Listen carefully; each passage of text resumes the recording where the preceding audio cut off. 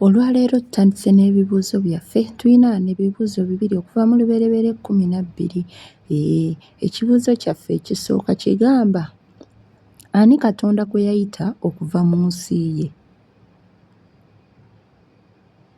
3, 2, 1. Ansa yaffe egamba Ibulayimu. Katonda yayita Ibulayimu. Ekyokubiri, Ibulayimu yawulira Katonda mu kifo ki? 3, 2, Ekyokuddamu kyaffe kiri Kaludaaya. Ibulayimu yawulira Katonda mu Kaludaaya. Bannaye musubscribinge baddiya, mulayikinge, mukomentinge. Tugenda kutandika okusoma lubereberye 13. Buli yita yenna atannatuuka atweyungeko. Olubereberye 13 olunyiriri olusooka. Ibulaamu n'alinnya ng'ava mu Misiri, ye ne mukazi we na byonna bye yalina. Ne Lutti wamu naye ne bagenda obukiika obwa ddyo. Olunyiriri olwokubiri. Era Ibulaamu ne yalina obugagga bungi, ente ne ffeeza ne zaabu. Olwokusatu, n'agenda ng'atambula n'ava mu bukiika obwa ddyo n'atuuka e Beseri, mu kifo weema ye mwe yasooka okubeera wakati wa Beseri ne Ayi. Olwokuna, awo mu kifo eky'ekyoto kye yakola ey'olubereberye, Ibulaamu n'akaabira eyo erinnya lya Mukama. Olwokutaano, era ne Lutti yagenda ne Ibulaamu, yalina embuzi n'ente ne weema. Lutti naye yalinamu. Olw'omukaaga, ensi n'etabayinza bombi okutuula awamu kubanga ebintu byabwe byali bingi n'okuyinza ne batayinza kutuula wamu. Olw'omusanvu, ne wabaawo empaka eri abasumba b'ente za Ibulaamu n'abasumba b'ente za Lutti. Era Omukanani n'Omuperezi baatuula mu nsi mu nnaku ezo.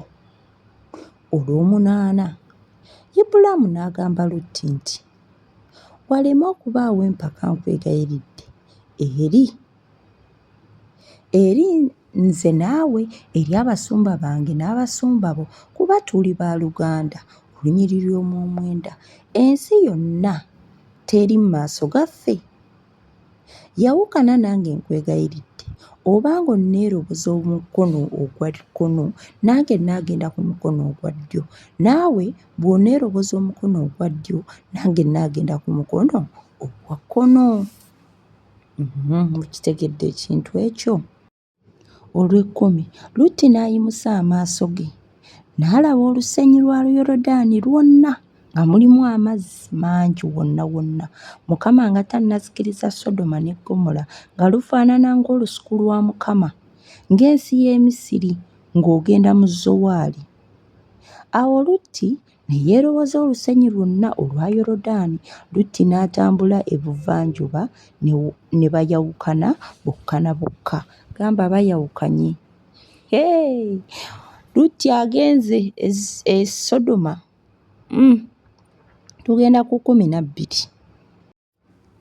12. Ibulaamu n'atuula mu nsi ya Kanani, ne Lutti n'atuula mu bibuga eby'omu lusenyi, n'ajjulula weema ye n'agituusa e Sodoma. Mulowooza nno Lutti ate tayingidde mu Sodoma? 13. N'abantu b'omu Sodoma baali babi era nga boonoonyi nnyini mu maaso ga Mukama. 14. Mukama n'agamba Ibulaamu Lutti bwe yamala okwawukana naye nti, yimusa kaakano amaaso go otunule, oyime mu kifo mw'oli obukiika obwa kkono n'obukiika obwa ddyo n'ebuvanjuba n'ebugwanjuba. 15. Kubanga ensi yonna gy'olabye ndigiwa ggwe n'ezzadde lyo emirembe gyonna. 16. Ndifuula ezzadde lyo ng'enfuufu y'oku nsi, era omuntu bw'ayinza okubala enfuufu ey'oku nsi, era n'ezzadde lyo liribalika. 17. Golokoka otambule obune ensi obuwanvu bwalyo n'obugazi bwayo kubanga ndigiwa ggwe. 18 Ibulaamu n'ajjulula weema ye n'ajja n'atuula awali emivule gwa Mamule egiri mu Kebbulooni n'azimbira eyo ekyoto eri Mukama. Ate mulowooza awo tusukkawo baddiya Lubereberye 13 bw'atyo bwagenze. Bw'oba tonnasubscribinga mukwano subscribinga. Kusoma Bayibuli paka kuwulira bulungi. Mukitegedde ekintu ekyo? Tugenda kusoma Bayibuli, omulwadde awona, ali mu mbeera embi agiveemu, omwavu agaggawale enkugamba. Naye tunaddamu mu Lubereberye 14. Tugenda kusoma tukomye Lutti ayingidde Sodoma nga ne Ibulayimu azimbidde Mukama ekyoto. Bannaaye up to next time, bye bye.